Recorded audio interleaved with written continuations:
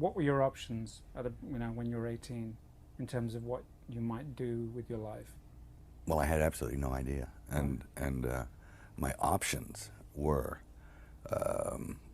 get some quick, fast job, probably physical labor, to to earn the bread. And Where were you? In Australia. Okay. I had an opportunity of going to university. I'd finished high school, did average, but passed. Really hated school, and I could have gone into journalism, or the other option that was open to me was sort of auditioning for a drama school. Right. Which I did. I could tell jokes and stories and make stories up and convince people of things that weren't true. You were a liar. Kind of, yeah. Yeah. A great liar. Yeah. Yeah. A good liar. Yeah. I'm not as good a liar now as I was then. Yeah. Because it's,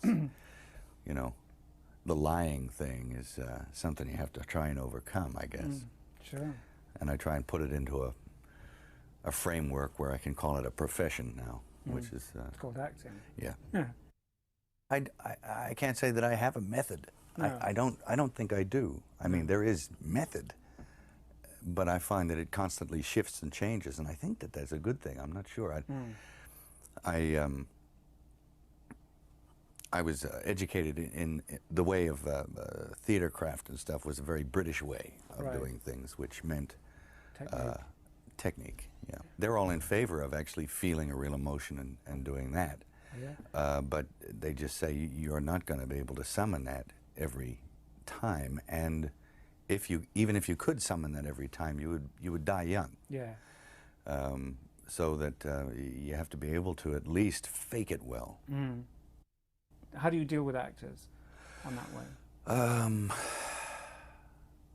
Well, you choose the ones who you want to be with for a start. I never make them read or anything. I doubt that you do either. No, I don't like it. I don't understand I get that. embarrassed. I get embarrassed. And when they cry in a reading, I get like, oh, God. Yeah. Oh, you want to go and... You want to leave because you feel you shouldn't be there. Well, it seems like you're doing something terribly wrong. You feel like some kind of I mean, you feel as if you're committing a crime. Yeah. And it's kind of slimy. It's kind of prostitution. Sure.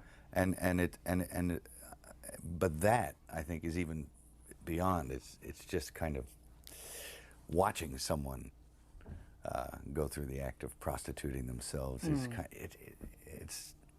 There's something very almost unbearable about it. I find it.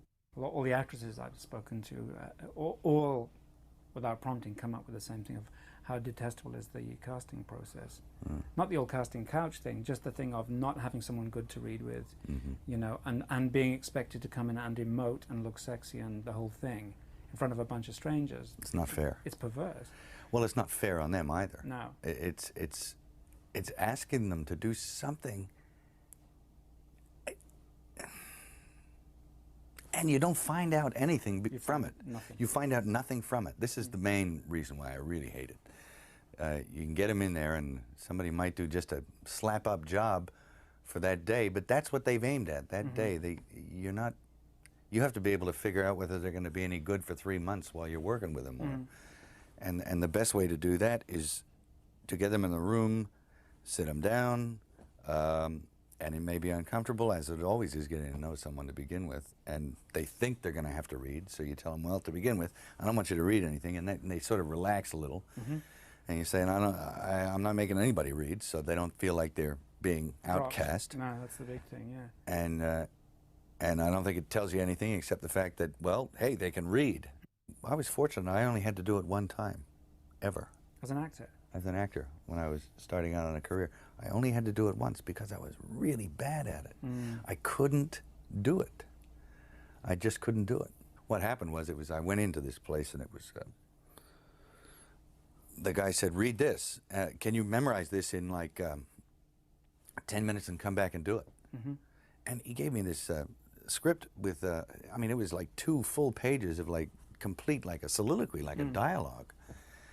Not well written either. No. I said, just give me a little hint about who this guy is and why he's saying this stuff. So they gave me like a thumbnail. And I thought, okay. So I went into the next room, and I tried to comprehend it as best I could. And then I just came back, they turned a video camera on me, and I just sat there and tried to do it. I couldn't, I didn't do it according to the page or anything, but I just started off and improvised the whole thing around it, which is all you could do in 10 minutes, I mean. And got the job? Got it, yeah.